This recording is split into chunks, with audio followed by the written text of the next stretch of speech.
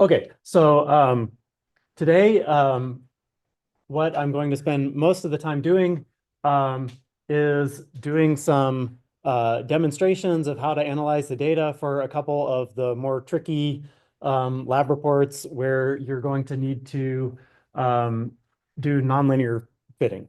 So we're going to analyze our data, which is going to create more data. Okay, but that's because we do what we do because we're scientists. Okay, so the first lab that I'm going to talk about is the lab where you're going to be doing Fourier transform infrared spectroscopy of hydrochloric acid, right? So this is a molecule. You may be familiar with using HCl as a solution, but we're going to be taking a gas phase sample of HCl and taking the infrared spectrum of it. And when you do high resolution spectroscopy of a small molecule like this in the gas phase, you can resolve not only the vibrational transitions, but you can also see structure. You can see individual transitions within the spectrum that are due to rotational structure. So you're actually you're exciting the molecule from one rotational state to another rotational state. And so in HCl, the level diagram looks something like this, where these levels that are shown down here, these are the rotational energy levels of the ground vibrational state. And so we're going to be exciting this molecule from the ground vibrational state to the first excited vibrational state. And both the ground state and the excited state have different rotational levels associated with them. So in the ground state, you can have a rotational quantum number, J, of 0, 1, 2, 3, etc. In the first excited vibrational state, you can also have J equals 0, 1, 2, 3, etc. And basically, the rule in spectroscopy is that in a transition, in this type of molecule, the change in the rotational quantum number, delta J, has to be plus or minus 1. And so as a result, there are two different types of transitions. Transitions in which delta J is plus 1 are called R branch transitions, and transitions in which delta J is negative 1 are called P branch transitions. And because of the structure of the energy level diagram, so it turns out the R branch starts with a transition that's labeled R0. That means that the lower state has J equals 0. And then you can have R1, R2, R3, R4. And it turns out when you increase the J quantum number, the frequency of the transitions in the R branch increases. Okay, and then actually at a lower frequency is where the P branch is going to appear. The lowest transition in the P branch is not P0, it's P1. Because if it were P0, then you'd have to go to J equals negative 1 in the upper state, and that level doesn't exist, right? The lowest value of J is 0. So the P1 transition goes from J equals 1 to J equals 0. The P2 transition goes from J equals 2 to J equals 1, and so forth. And so you're going to get a spectrum. It's going to look something like this. There's going to be these two branches with a little bit of a gap in the middle. And you can assign the transitions by just counting, R0, 1, 2, 3, P, 1, 2, 3, 4, etc. So the J value increases from the middle outwards. Okay, and in your lab manual, it explains how you can fit the frequencies to an equation, the measured frequencies to an equation, to obtain the spectroscopic constants that you're going to be interested in. That's these fitting constants, B, alpha, D, and nu naught, which is the vibrational frequency. Okay, and so you're going to fit these as a function of m. M is a parameter that's calculated from the value of J in the P branch and R branch. That's explained in your lab manual. I won't go into that. But yeah, that's going to be our task. So let me exit out of the uh, exit out of the PowerPoint. And I will minimize this, and then I'll go to a demonstration. Okay, so actually the first thing that you're going to need to do is import the data. So you're going to get a data file. I think it's going to have a text format, and you're going to want to import it into your spreadsheet. So I've actually gone to sheet 2 in the spreadsheet, and let me see, where do I do this? I think I can go to, yeah, that's right. So in my version of Excel, it's under the file menu. I go to the import, um, and you have to choose the file type. So in this case, it's going to be a .txt file. So you have to choose text and then import. Then you have to tell Excel where the file is located that has the data in it. And somehow I'm in the wrong folder. Let me find the correct one. TTU Chem 3108. I think I had it here somewhere. Uh, Not that one, this one. Okay, so I'll analyze this data set. Okay, and so then when you've chosen the data set that you want to analyze, basically you just have a text file, and Excel doesn't know how to understand the text file in terms of columns. So in this case, I think the columns have a fixed width. So I could say it's a fixed width column and tell it the width of column A and column B. But the two columns are also delimited by a space. So delimited means there's a character between column 1 and column 2 that lets the computer know where column 1 ends and where column 2 begins. And in this case, it's a space. So I could also choose delimited and then go to the next slide and then make sure that space is checked, right? If I don't have space checked, then it doesn't know to look for spaces, and it doesn't know where to draw this line between the two columns. So I check space and hit next. And then I think I can hit finish, and then it'll ask me where I want to put the data. I'll just select the default, and then it goes here. Okay, and so in your first column here, you're going to have the wave number of the transition in units of reciprocal centimeters. So I'll just label the column reciprocal centimeters, something like that. And in the next column, this is going to be the percent transmission, which has units of percent. And so now the next thing you're going to want to do is probably plot your spectrum.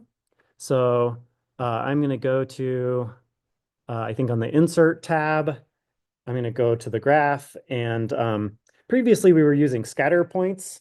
In this case, you have a whole spectrum that contains lots and lots of XY data points. So we probably want to choose this type of graph where we connect each data point with a line between the points. Okay, and so the default window settings that I get are a little bit stupid, but it selected the data correctly.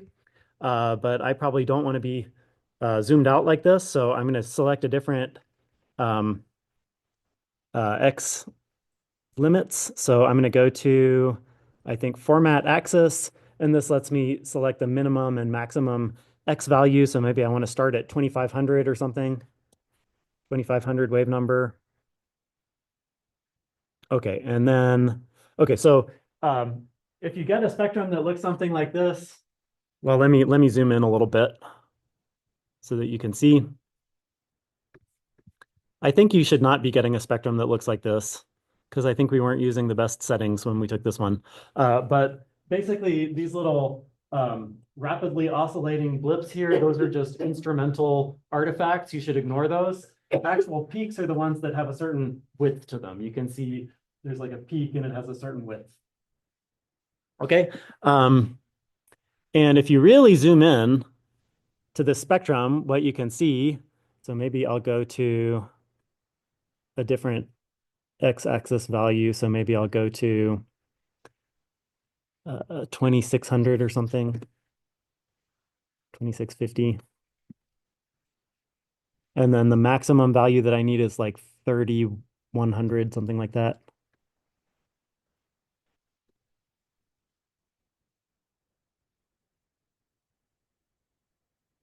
Let me X out this window here. Okay, so if you zoom in, you can see each of these peaks is actually split into two peaks. And the reason for that is there are two commonly occurring isotopes of chlorine. There's chlorine 35 and chlorine 37. Chlorine, naturally occurring chlorine is 75% chlorine 35, 25% chlorine 37. And if you use high resolution spectroscopy, you can actually resolve the peak that's due to the HCl with chlorine 35 and the peak that's due to the HCl with chlorine 37. And so which one's which? Well, if you think about vibration of a molecule, kind of like having two balls attached to one another with a spring, and the spring is vibrating, right? Then, in your experience of springs, if you attach a heavy mass to a spring and let the spring vibrate, it's going to vibrate with a relatively low frequency. If you attach a light mass to a spring and then set the spring vibrating, it's going to vibrate faster. So the chlorine 37 is actually going to be at a slightly lower frequency than the chlorine 35 because it's heavier. So when you're determining the frequencies from this spectrum, the peak that's to the lower frequency side, this is so this would be P1, for example, for chlorine 37, and this peak right here, this would be P1 for chlorine 35. Okay, and you want to be pretty careful when determining the frequencies. You want to make sure that you could determine the frequency for like I'm doing right now by putting your mouse over the data point and then reading off the point here. You want to really make sure that you have your mouse on the right data point. So I would recommend zooming in, kind of like I've done in this example, and then really make sure that you've got the right frequency for the chlorine 35 and the chlorine 37 by positioning your mouse right over the correct data point. And you want to copy all the digits of the number because these numbers are very, very precise. And in order to get the best results, you need to really know the frequency to high precision. Okay, so after you've plotted the spectrum, you're going to make a table of the frequencies. So these are the peak frequencies. And I have one column for chlorine 35 and one column for chlorine 37. And so what I can do now is, well, probably what you want to do is you want to, so we had a function, right? Frequency as a function of m. And I've also made a column here with the m value for each of these transitions. And so probably the first thing that you want to do is plot your data to see if it looks reasonable or not. So I'm going to make a graph. This time I'll make a scatter graph because there's a limited number of points, about 21 points, I think. And so I will select the data that I want to plot. I'll add a data series. The x values is going to be the m column right here. And then I'll hit enter. And then for the y values, I can do maybe first I'll do chlorine 37 isotopolog. And I'll give it the name H37Cl. Okay. And then, okay, Excel put the y-axis in kind of in a stupid place, but we can fix that. So if we go to format axis, let's see, I think you can set the value where the y-axis crosses down here where it says vertical axis crosses at an axis value of, I'll just select the minimum right here, minus 15. So if I type minus 15, now the graph looks a little bit nicer. And if you look at the data points, you should see they follow a very smooth curve. You should really get a very nice, pretty result with this experiment. If you get a point that doesn't look like it's right on the curve, you should probably go back to the spectrum and check the frequency, that you really copied the frequency correctly. Okay. Okay, so here's for chlorine 37. I can label the axes. I'll just do that really quickly. So the x-axis is going to be m, which is just a unitless number. And on the y-axis, we're going to have, this is going to be the frequency or the wave number, to be more precise, in units of centimeter to the -1. If you want to be fancy, you can figure out how to do a superscript, but for our purposes, I don't really care at the moment. Okay. All right, so now I have a graph for chlorine 37. I could also make a graph for chlorine 35. Instead of starting over, I'll just copy and paste the previous graph. And then if I just actually click here on the data set and drag it over, then I can get the graph for chlorine 35. And I can just add a chart title so that I know which one's which. Okay, so I'm gonna, where is that? I think it's under chart design, add chart element, chart title, above chart. I'll call this one H35CL. Okay. So now I have both of these graphs. So you could go ahead and fit it to, I believe we need to fit to a cubic equation, because if we look at our presentation back here, yeah, we need to fit the frequency, the peak frequencies to this function here. And we basically want a cubic polynomial in M. So yeah, I can go ahead and add that. So if I go to add trend line, then I can choose a polynomial and the order should be 3. Okay, and I'll display the equation and the r squared value. It says r squared equals 1. That's just because it's not displaying enough digits so that we can't see that it's actually 0.999 something. For now, I'll just leave this. And I'll do the same thing down here. So down here, I'll add a trend line. I'll make it a polynomial of order 3, and I will display the equation and the r squared value. But in general, you should get a very good fit because these numbers you measure in this instrument should be very, very accurate and precise. Okay, so yeah, so I mean, based on these fit parameters, you could determine all of these spectroscopic constants that you need. But of course, you're going to need to determine, right, not just the value of nu, but also the uncertainty in nu. And you need to determine not just the value of the B constant, which is the rotational constant, but also the uncertainty. And so I'm going to do a nonlinear line est so that we get the parameters of the nonlinear polynomial fit with their uncertainty. And so if you recall, the way that we learned how to do that last time is you type equals line est, and then you give it the known y values. So up here, first I'll do chlorine 37. So here are the y values, are the frequencies. And then I'll type a comma, and then it wants the x values. X is this m parameter. And then I'll type 1, 1, just like we've always been doing. Okay, and then here I get, oh, I did this incorrectly. Let me do that over. That was how you do line est for a line. We're doing line est for a polynomial. So I'm going to clear the contents and start that over one more time. So line est, known y values, comma, known x values, but you have to tell it which powers of the x values you want. So in this case, we want m raised to the power of 1, 2, and 3. Okay, and then we want to include the intercept as a fit parameter, and we want to return the regressional fit statistics.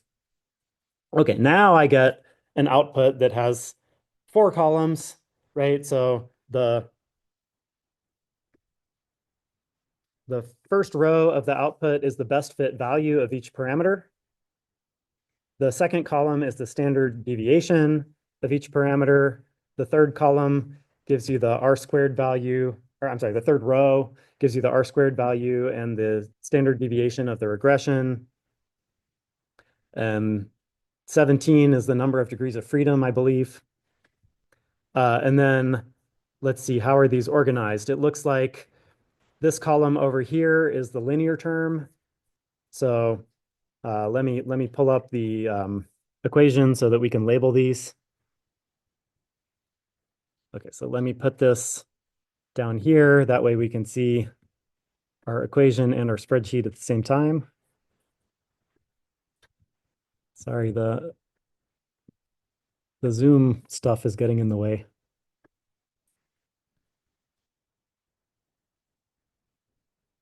I think you can't see. Oh, yeah, you can see it. Okay. Um,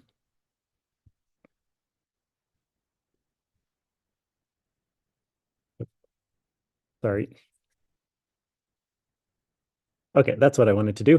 All right, so now we can see the equation down here at the bottom, as well as our spreadsheet. So this one out here, this is the linear term. The linear term is just the vibrational frequency nu. I'll leave off the subscripts for now. 20 is the coefficient of the linear term in M. So this value 20, it's not equal to the coefficient right to these parameters that we're trying to measure. It's actually equal to this entire coefficient, right? So 20.5, that's the value of 2 times the B constant minus the alpha constant. I'll just call that one A for now. Okay, and then negative 0.3, that's going to equal negative the alpha constant. Oops, what happened? Okay, I think when you type a negative sign, Excel assumes that you're trying to write a formula or something. So I'll write space negative A and enter, and now I can enter it, and it knows that it's text. Okay, and then finally, the fourth parameter, right, the coefficient of M cubed is going to equal negative 4 times the centrifugal distortion constant D. And maybe I'll have the same problem, so I'll put a space here. Okay. And so, yeah, the next thing that I could do is I could calculate the 95% confidence intervals in these parameters. And so we're going to use the same formula that we've been using. If I remember correctly, well, I don't remember. So let's look up the student T value. Okay, so the number of degrees of freedom is given right here. It's 17, right? But it should be the number of measurements minus 4 because we had 4 fitting parameters. So I guess there's 21 measured frequencies. And so oh, I don't have it here. Oh no, wait a minute, that's the wrong table. Okay, here's the student T table. Yeah, I don't have it here. Yeah, so you can look up the student T factor for nu equals 17 in your lab manual. There's a more complete table of student T factors in the lab manual. I did this the other day when I was reviewing my notes. I believe it's 2.1 if you have nu equals 17. So let's use let's use a student T factor of 2.1. Okay, so to calculate the 95% confidence interval, it's a standard deviation times the student T factor, 2.1. We have enough measurements now that we're almost at the large N limit of 1.96, right? And then you divide by the square root of the number of measurements, which is 21. Okay, and now I can drag the formula over, and we get the 95% confidence interval in each of these coefficients that we calculated. But these are not actually the values that we're interested in, right? Because the spectroscopic constants that we actually want are the D constant, the centrifugal distortion constant, the alpha constant, which is a constant called the vibration rotation constant. We want the B constant, which is the rotational constant, and we want the vibrational frequency nu, right? So we're going to need to calculate these based on the fit parameters. So here we have negative 4D. So the value of D is going to be this coefficient divided by negative 4. Okay, so that's going to be our value of the centrifugal distortion constant. And these things are all in units of reciprocal centimeters. I'm not going to write it in every column, but these things all have the same units. Okay, okay, so what's then going to be our uncertainty in D?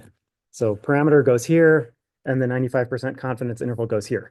Well, in order to calculate this number, we took a number that has an uncertainty, and we divided by an exact number, right? 4.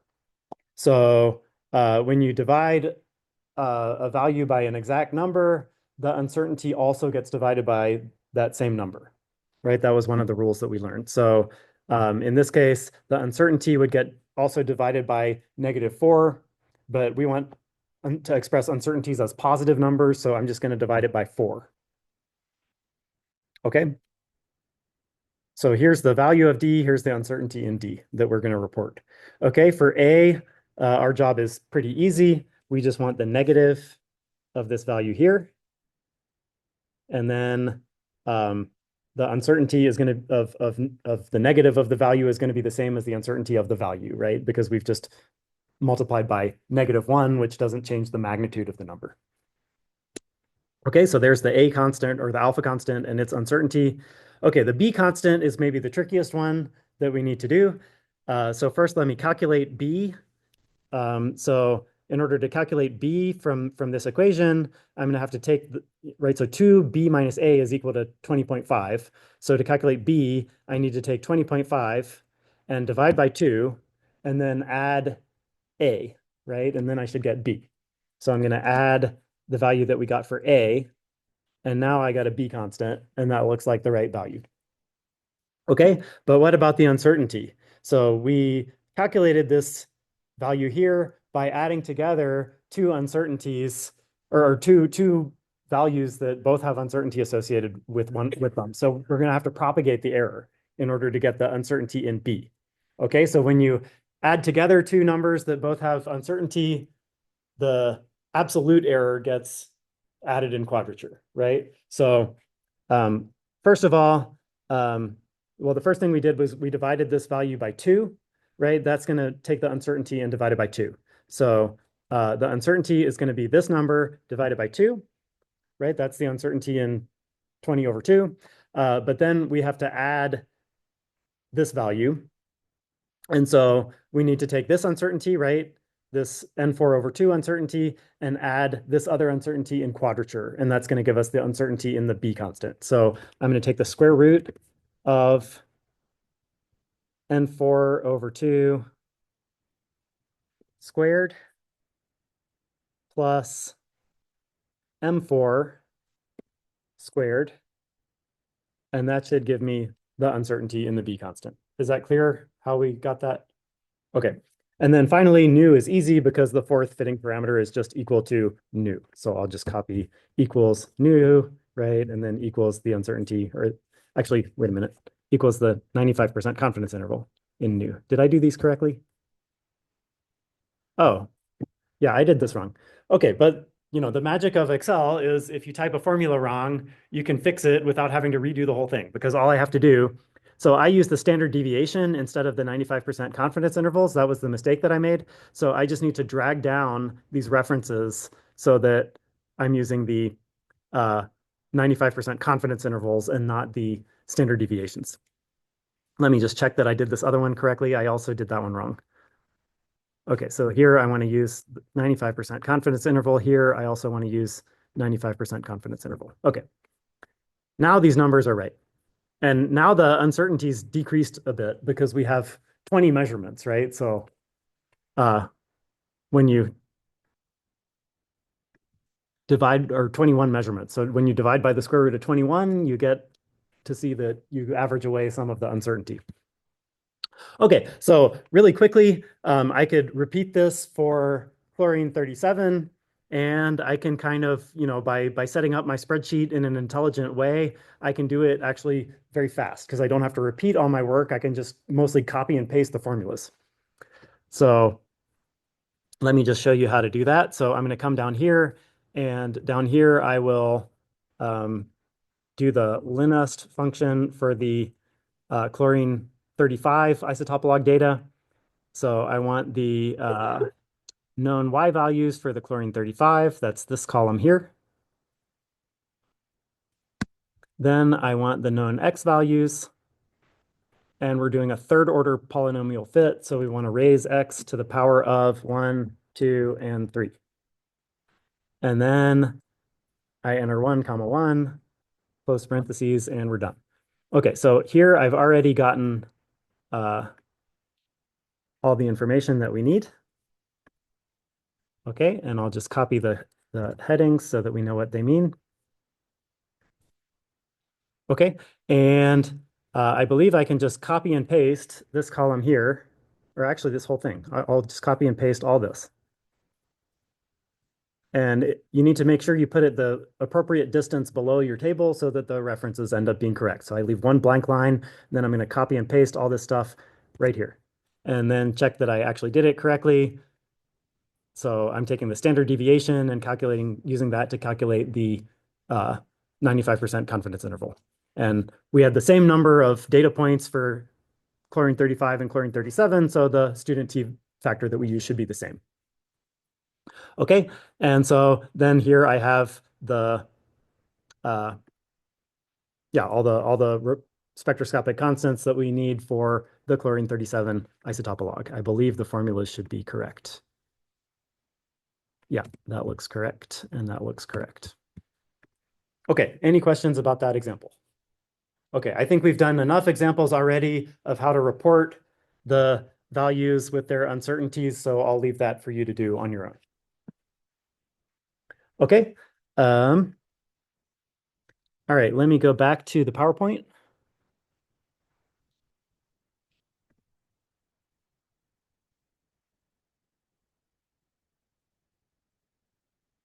Oh, I'm too early in the PowerPoint. Let me go down to where we are today.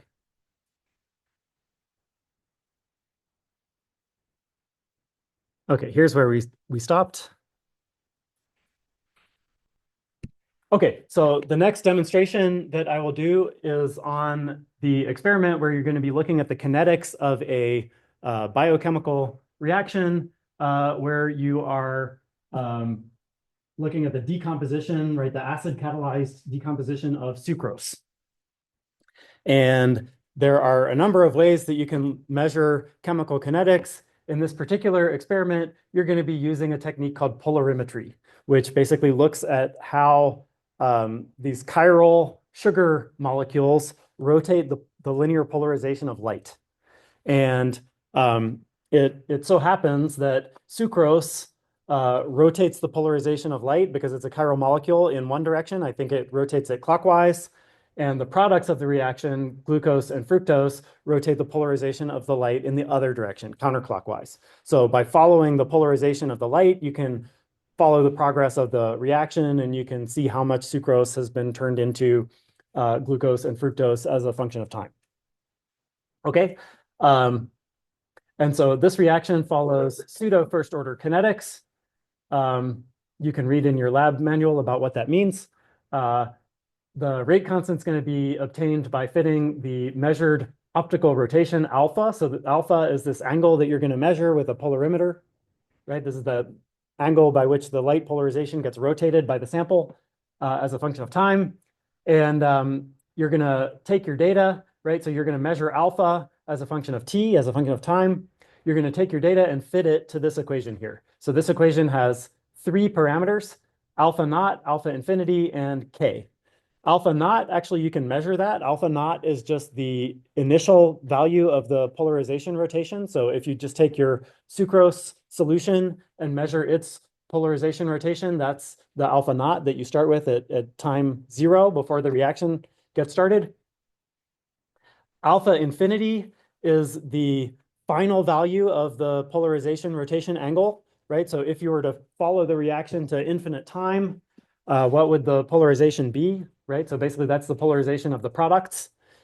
And K, this lowercase k, this is the rate constant. This tells you how fast the reaction goes. Okay. Okay, and so you might be familiar with some applications where you use exponential functions that are similar to this one. And you might be wondering, why do we need to do, a nonlinear fit in order to analyze our data here? And the reason is because you have this pesky unknown quantity alpha infinity that's getting added to your exponential, and you have to fit this parameter. So you might be familiar with applications where you have exponential functions. So for example, if you've seen the Arrhenius equation in your previous coursework, the Arrhenius equation describes the temperature dependence of the rate constant of a reaction. So if you have a reaction, it has a rate constant K.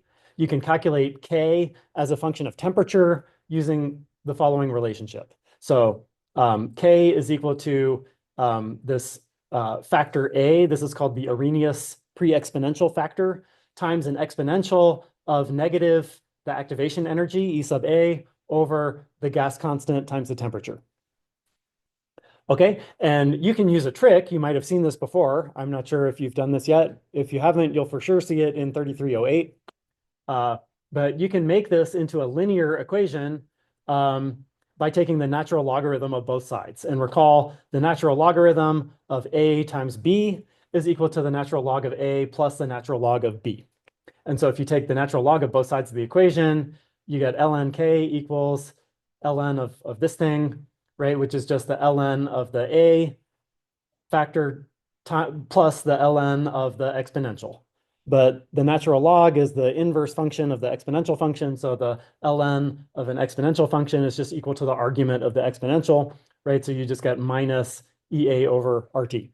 And so now you have something where you can take if you have a set of measured rate constants as a function of temperature, you can take the ln of your rate constants and plot it versus 1 over t. And then you'll end up with a straight line plot that you can use to extract the slope. The slope is going to have a value of negative activation energy over r, and you can get the intercept. The intercept is going to be the natural log of the A parameter. Okay, so maybe you've done something like this before. If you haven't, I think you'll do it at some point this semester. But unfortunately, there's no such simplifying formula if you have A plus B. So in our case here, we have alpha is equal to an exponential term plus some other term. So we cannot just take the ln of alpha and get some simplifying expression that simplifies to a line. So we really have to use a nonlinear method to determine the two unknown parameters, which are going to be alpha infinity and k. Okay, so our first task is going to be to do just a demo how to obtain these fit parameters. And I'll be showing you something very powerful that will allow you to use a spreadsheet program like Excel to fit any arbitrary nonlinear function. It does not have to be one of the built-in options under the trendline tool. Okay, so we're going to be using the solver in Excel to determine the best fit values of k and alpha infinity. And I'm just going to use, for the purposes of demonstration, I'm just going to use a small data set with just 4 measured values. When you really do this lab, I think you're going to have a much longer list of measurements. Okay, and let's say the measured value of alpha at time 0 is 22.6 degrees. Okay, so I'm going to exit out of the PowerPoint and go to my demonstration. I'm not sure where it ended up. That's my other demonstration. Okay, maybe I closed it. Let me find it real quick. I think it should be this one. Okay, yeah, so here's my blank, before all the analysis starting point.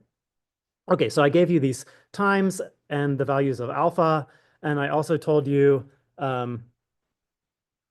alpha naught was equal to 22.6 degrees. So alpha naught in units of degrees is 22.6. Okay, and so, first of all, the units of time are a little bit stupid, right? Because we probably don't want, 3 different values, right? Hours, minutes, seconds. We probably just want the time in units of seconds. So I'll calculate time in units of seconds first, and that's just going to equal the number of seconds plus the number of minutes times 60 seconds per minute, plus the number of hours times 3,600. So 60 times 60 is 3,600 seconds per hour. Okay, and then I can just drag this formula down, and now I should get the time in seconds for each of the measured data points. Okay, and the next thing that I'll do is I'll plot the data. So I'm going to insert a graph, and I will select a data series. I'll add a data series, and the X values are going to be the time in seconds. The Y values are going to be the measured value of the polarization rotation. Okay, and I think that's good. Okay, again, the axis crosses in a strange way, in a strange place. So I'll fix that. So I want the horizontal axis to cross at a value of -10, I think. Okay, now that looks a little bit better. I could give it a title if I want. So I could call this polarization versus time. And I can label the axes real quick. So I'm going to add a horizontal axis title, time in units of seconds. And the other axis, I'm going to add a title. This is polarization in units of, or polarization rotation, maybe, in units of degrees. Okay, so now I have a X versus Y plot, and we're going to need to fit this to this nonlinear equation. Okay, so let me arrange these windows so that you can see the equation. Okay, I'll put it like this so that the equation's at the bottom. Okay, so now, yeah, here's our equation down here at the bottom of the screen. Okay, so in order to do a nonlinear fit, our approach that we're going to use is basically we're going to calculate the value of chi-squared of our, of a fit that we're going to guess. And then we're going to minimize, we're going to use Excel's solver in order to minimize the value of chi-squared, because the least squares best fit is always the fit, right? The fitting parameters that minimize chi-squared. But in order to do that, we're going to have to guess values of these unknown parameters. And this is usually the case. When you do nonlinear fitting, you have to guess the parameters. You can't, usually the computer cannot determine them completely on its own. And sometimes ends up being tricky. Sometimes you really have to figure out approximately what the value is in order to get the nonlinear fitting algorithm to converge. Okay, but let's just try it. So the first unknown parameter that we need is alpha infinity. And that's going to have units of degrees. And we have to guess what that is. And so to help us guess what that is, well, we can use our physical understanding of what that means. So alpha infinity, that's the value of alpha at the end of the reaction. And so if you look at the data, you can see alpha is decreasing. So you would expect alpha infinity to be somewhere down here probably. So somewhere maybe a little bit lower than our last measured data point, which is has an alpha value of -7. So I'll just guess something that's reasonable. Maybe I'll guess -8. Okay, and then the other fit parameter that we need is the rate constant K. And K is going to have units of reciprocal seconds. Okay, how do I know that? Well, I know that anytime you have an exponential, the argument of the exponential has to be unitless. Otherwise, you would get a value alpha that has units of like the exponential of meters or something like that, or the exponential of time, and that doesn't make physical sense. So the argument of an exponential always has to be unitless. T has units of seconds, so K has to have units of 1/seconds, reciprocal seconds. Okay, and if you want to be intelligent about this, you could look at this graph. You could figure out, okay, how much is, how much of the reaction is taking place, per second, and you could probably come up with a reasonable guess of what the rate constant should be, based on what you know about kinetics. For now, what I'm going to do is just be really stupid and just guess a random number. I'll just guess 1. And then maybe we have to adjust that number. Okay, so then what I need to do is I need to calculate the chi-squared value for our initial guess.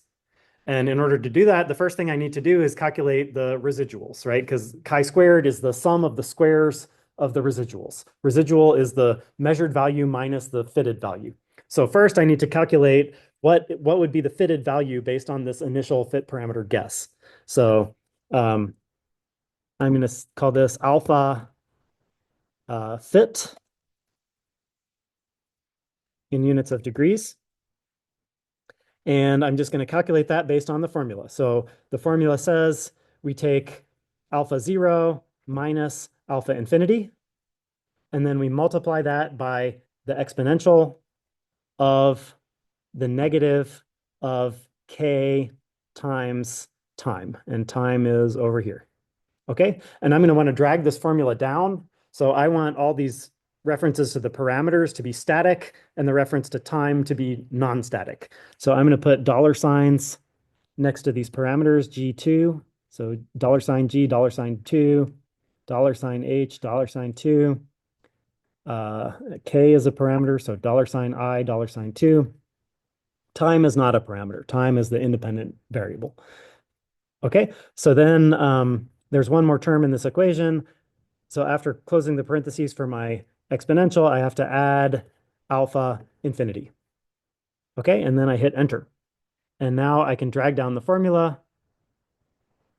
And okay, something's wrong. Okay, I can see what's wrong. What's wrong is I think I forgot to put dollar signs here on the H2. So let me try this one more time. And now I'll check that the formula got entered correctly. Okay, but is this sort of what we're expecting the fit to look like?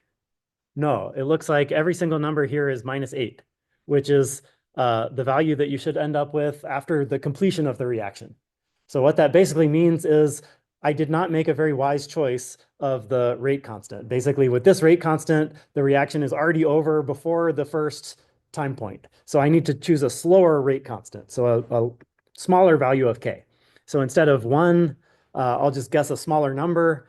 And we're looking for order of magnitude. So I want to make big changes. So I'll make like order of magnitude change. Maybe if I divide this number by 10, I'll try 0.1.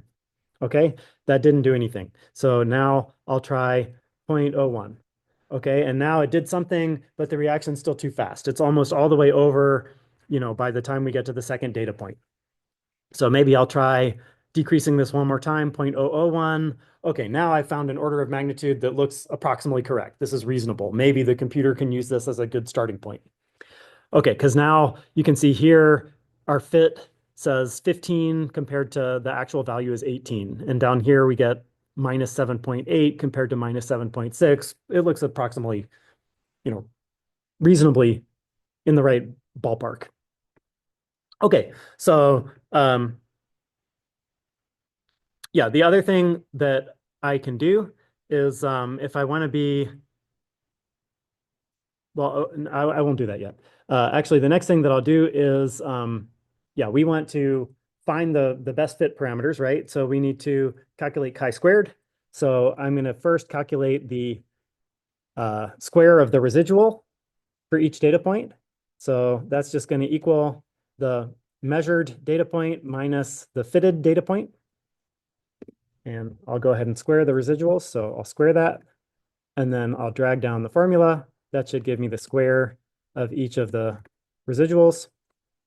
Okay, and then down here, I can calculate the chi-squared value. That's just going to be the sum of the squares of the residuals. So I take the sum of all the values in this column here. And this is the thing that I'm going to want to minimize. Okay.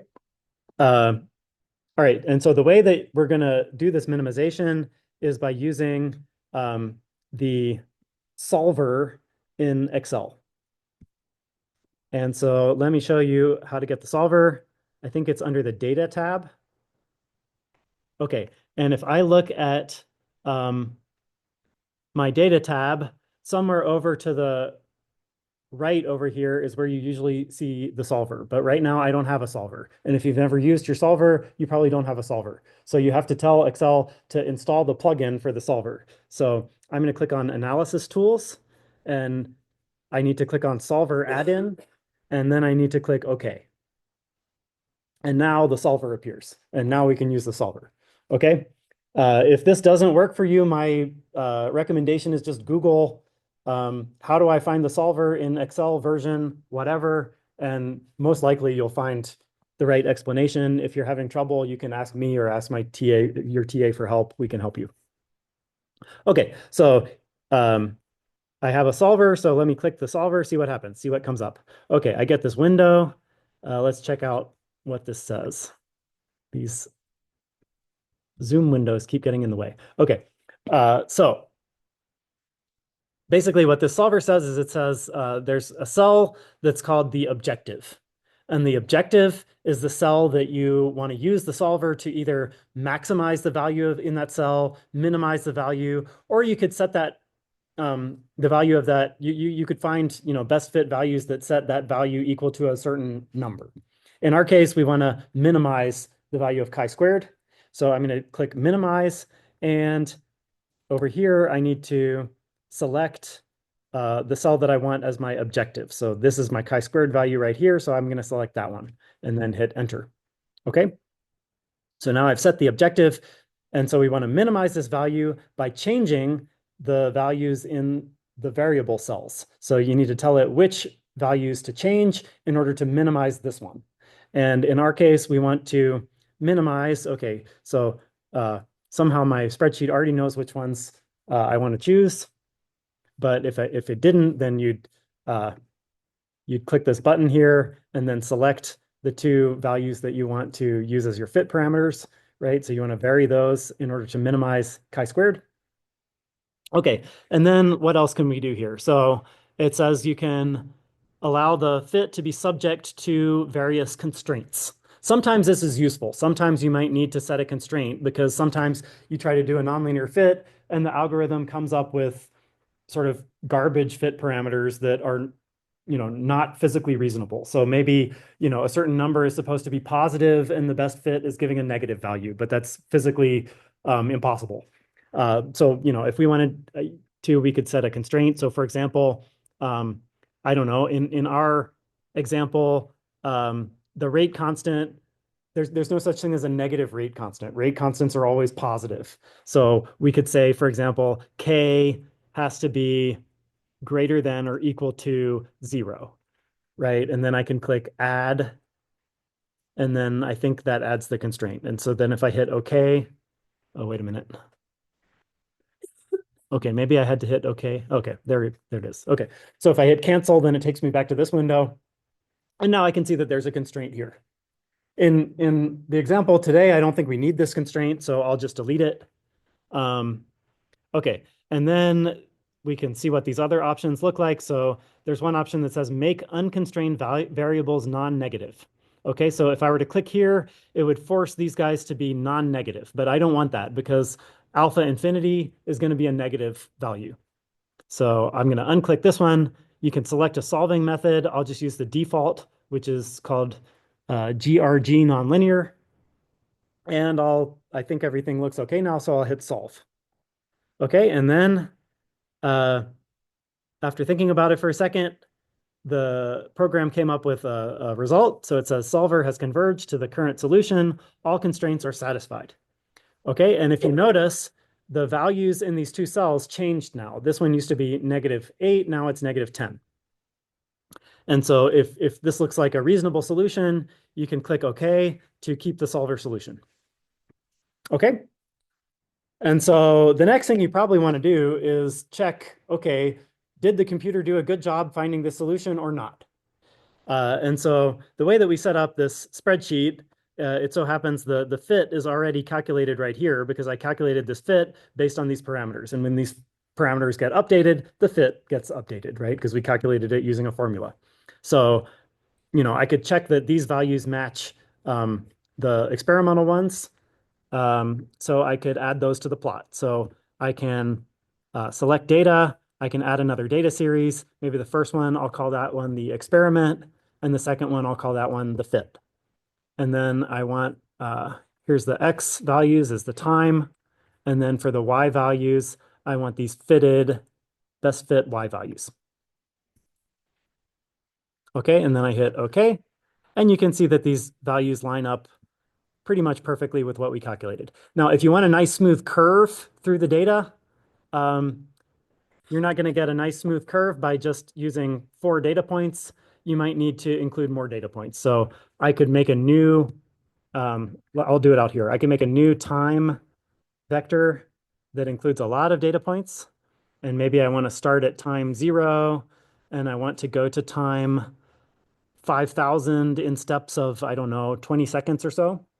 One trick for doing that quickly. So, I don't want to have to type 0, 20, 40, 60, right? This is going to take a long time.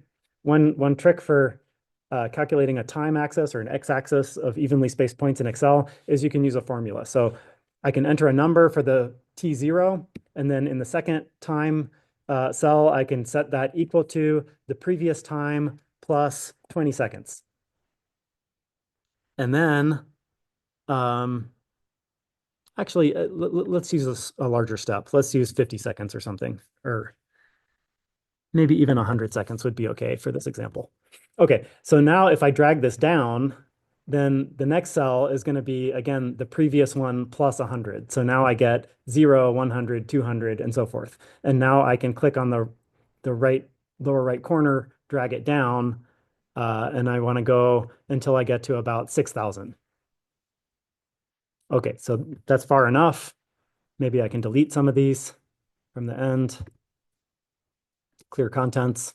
Okay, and then I can one more time calculate the fit. I'll try to copy and paste this formula and update it. I think that's the quickest way to do this. So basically, these static references ended up copying over correctly, but the non-static reference to the time vector over here is in the wrong place. So I actually want it to be here because I want to calculate k as a function of time using this series of time values. Okay, so this is going to be alpha fit in degrees. Okay, and now if I drag this down, oops,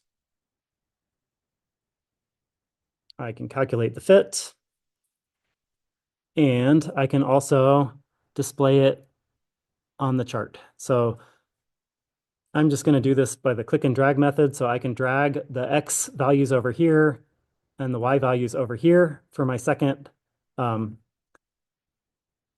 data series, and then I can drag the range, oops, to 6,000 seconds, and I can drag the range on this, on the y values also to the same range. And now I can see that I get a curve that kind of neatly goes through the data points. I'll change the data series style so that I get a line and so that I do not get markers. So marker options, none, line, solid line. Okay, so now I have kind of a nice plot that looks like it's got experimental data points with a fit curve going through the data. This is the kind of graph that you could put in your lab report. Okay. All right, so we've obtained the best fit values of alpha infinity and k, and we got a nice plot of our best fit. I'll go ahead and I'll copy this down here. I'll call it best fit and copy these values, because the next thing that we need to think about how to do is how to determine the uncertainty in the fit parameters. So the solver, unfortunately, does not give you statistics. So what we're actually going to do is use a method called the Jackknife method to determine the statistics. So let me go back to the PowerPoint real quick, and I'll introduce that. So, okay, this is one way that you can do error estimation when you're trying to do a fit and you don't really have a way of getting the standard deviation in the fit parameters. You can do it yourself using the Jackknife technique. Okay, so what is the Jackknife estimator? A Jackknife estimator for the parameter is found by systematically leaving out part of the data set. So it's called Jackknife method because basically you take a jackknife and you slice away part of your data set and you ignore that part and you analyze the remaining part. And so the way that we're going to apply this is we're going to leave out each observation one at a time, and then we're going to calculate the parameters with the remaining observations. Then the uncertainty in the parameters can be obtained from the standard deviations in the repeated calculation of the parameters. So if you leave out one of your data points and recalculate the best fit parameters, you're going to get a slightly different estimate of those parameters than you got with the full data set. And so if you do that, in our case, we have 4 data points, so we're going to do it 4 times, each time leaving out part of the data. Then we can kind of see, okay, how much uncertainty is there in the parameters, right? If we were to leave out this one data point, how much would the parameters change? And then based on the statistics of how they're changing, we can calculate the uncertainty. So basically, the cookbook recipe that we're going to follow is we're going to use the Excel solver to find the best fit parameters n times, each time leaving out one of the data points that we used.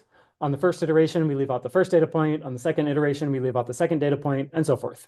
Then we're going to calculate the standard deviation, sigma, of the repeated parameters that we get, right? So we're going to get fit parameters 4 times, right? We're going to get 4 values of k, 4 values of alpha naught. We're going to calculate the standard deviation of those repeated measurements of k and alpha infinity. And then we're going to calculate the 95% confidence interval for k and alpha infinity using the relationship that we're used to, where the number of degrees of freedom is going to be the total number of times that you did this, right? Which is 4 minus the number of fit parameters, which is 2. Okay. So let's try this. So I'm going to go back to my spreadsheet and okay, so how are we going to do this? The first way that you could probably think of is, okay, maybe I need to make a new spreadsheet and redo this, but like delete the first measurement and then redo it again, deleting the second measurement, and do like 4 different spreadsheets. And that way would work, but there's a faster trick that you can use. So one way to do this is I can take the reduced chi-squared. This reduced chi-squared is the sum of the residual squared for each individual data point. And if I take the total chi-squared and subtract the first squared residual, then I should get a number, which is, right, this one minus this one. So it should be just this one plus this one plus this one, right? So now I get basically, what's left over in the sum, which is the chi-squared value, which is calculated using all of the residuals other than the first one. Okay, and then I could use a solver to minimize this guy. And that would give me the best fit parameters for the first Jackknife estimate. And then I can repeat this. Actually, I can be smarter than that. I can use a static reference for K7 and a non-static reference for K2, and then I can drag this down. And now I get the total chi-squared for all 4 data points minus the residual squared for this one. So this value in this cell should be this number plus this number plus this number. So it's just the chi-squared that you would get from all of the data points other than the second one. And this is the chi-squared for all the data points other than the third one, and so forth. Okay, and so now I'm going to basically repeat what I did before. Now I'm going to need to do it 4 times. So, whoops, why did I go over somewhere else? I'm not sure what happened. Where's my spreadsheet? Okay, somehow my solver window is in a different part of my computer. Okay, let me see if I can fix this.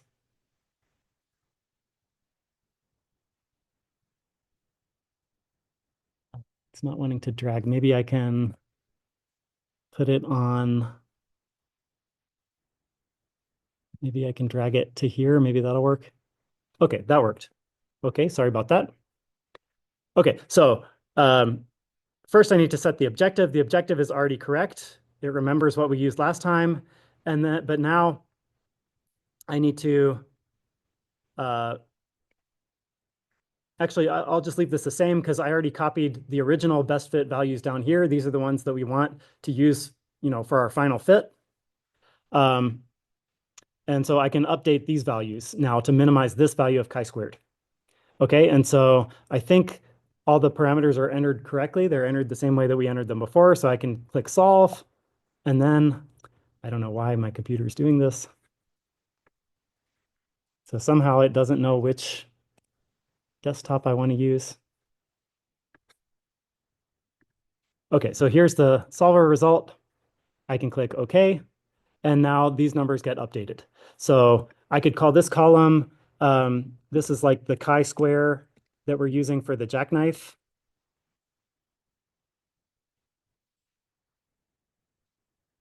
And then here's the alpha infinity and the k that we get for the Jackknife. Okay, and then I need to repeat that. So I'm going to open the solver again. Hopefully it doesn't go over to the wrong window. These parameters are all correct. All you have to do is, oh no, wait a minute. Oh, I made a mistake. Okay. Yeah, let me get rid of this. I made a mistake. Let me repeat this. So this time, uh, I no longer want to minimize this chi-squared. Now the chi-squared that I want to minimize is this one. Okay, so I'm going to select that one, but I still want to change these two. So now if I hit solve, now, okay, now the number is actually updated, right? So now these numbers, minus 10.3 is a little different than minus 10.1. Okay, so now I'm going to hit OK. Now I'm going to copy these numbers over to here. Okay, and now I'm set. I can repeat this process, but this time I want to minimize this one. Okay, and then everything else should be the same. I hit solve. I get a solution. And you can see that this second Jackknife chi-squared value got a little bit smaller. So I'm going to copy the result. And I just have to do this quickly 2 more times. Next, I want to minimize this one right here. And I hit solve. And I get a solution, which I'm going to copy over here. And then finally, I'm going to use the solver to minimize this final chi-squared value, which I can, oops, copy over to right here. Okay, so now I have a set of repeated measurements of the 2 fit parameters, which I can use to obtain the regression statistics that I want. So here I'll put the standard deviation of each of those 2 parameters. So stdev of this list of 4 numbers, and I'll drag it over, should get the standard deviation of these numbers here, and the 95% confidence interval that we're going to report as our uncertainty in those parameters is obtained by taking the standard deviation times the student t value, which in our case, so in our case right now, we have just 4 measurements, but we have 2 fit parameters. So the number of degrees of freedom is 4 minus 2, or 2. So therefore, the student t parameter is 4.3. So I'm going to take the standard deviation times 4.3 divided by the square root of the number of measurements, which is 4. Copy over the formula. And now we have our final result. So the best fit value that we obtained were these values, these values right here. That's what we obtained from the full data set without leaving out a data point. And the uncertainty in those values is going to be right here. So the value that we're going to report for alpha infinity is going to be minus 10.2 degrees plus or minus 0.5 degrees. And the value that we're going to report for the k constant, that's going to be, let's see, the uncertainty is 3 times 10 to the minus 5. So I think we're going to have 4.6 times 10 to the minus 4 plus or minus 2.3 times 10 to the, I'm sorry, plus or minus 0.3 times 10 to the minus 4. Okay, maybe I said that correctly, maybe I didn't, but I put it on the slide. So let me put that up here so that we can see what the result should be.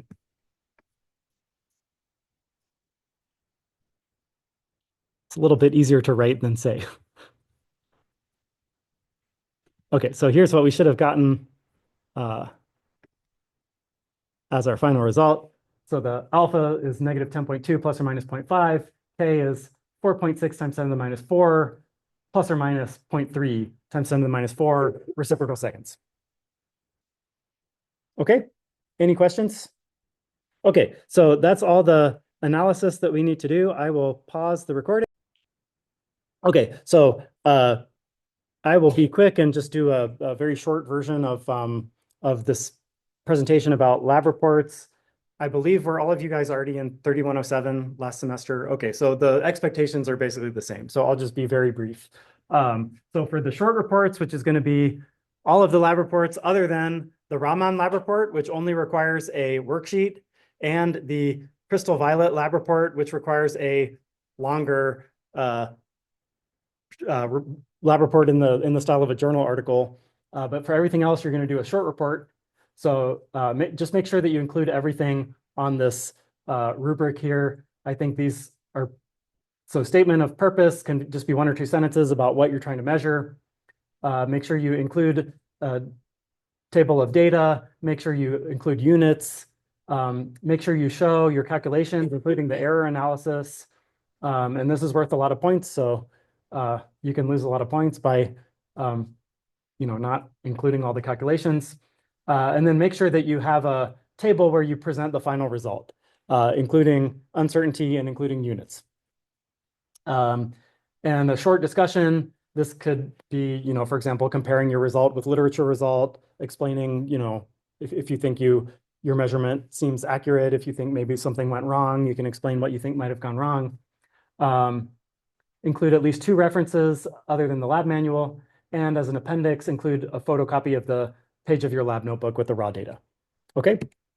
And then, so this is wrong. So the journal report this year should be on the Crystal Violet lab. Sorry, I forgot to update that. But for the journal style lab report, you're going to need title, date, name of lab partner. That's the same as in the other case. Here, you're going to need to include an abstract. So an abstract should it should be about 1 paragraph long. It should explain what you did, what kind of results you got. It should tell someone who hasn't read your full lab report what they can expect to find in the lab report, what type of information is contained there. So yeah, basic motivation for why you would want to measure something like this, what you did, what were the key results. That's what should go in the abstract. An introduction can tell people, it can give people background for why you want to do a particular experiment. So, for Crystal Violet, maybe you want to do a Google search, right? What is this compound actually used for, right? I think it's used in biology for staining microscope images, for example. So you could give a background about why this is an important chemical. Why would we want to look at this reaction? Okay, statement of purpose, that looks just like the short report. In the journal style report, you need to include the experimental procedure. And here you want to include enough information that someone with, who's trained as a chemist could basically reproduce what you did. So you don't need to include every single detail about, I don't know, first I turned on the spectrometer and then I put the sample in, right? You can say we prepared solutions that contain such and such molar quantity of this. Then we used a spectrometer to measure the absorption as a function of time, and we recorded the data on a LabVIEW program or something like that. That would be the appropriate level of detail. Okay, then you want to give your, so you want to do your calculations, show your data in the form of graphs and tables, analyze your data, including an analysis of the uncertainty, and you can have a discussion that looks like the discussion in the short report, and conclusions where you basically conclude, this is what we measured, this is the result that we got, and you can make conclusions about whether it compares well with literature values or not, and so forth. And again, references and an appendix containing the photocopy of the page of your lab notebook. Okay, I think I'm out of time. So if anyone has a question, feel free to stay behind and ask, but otherwise I'll let you go.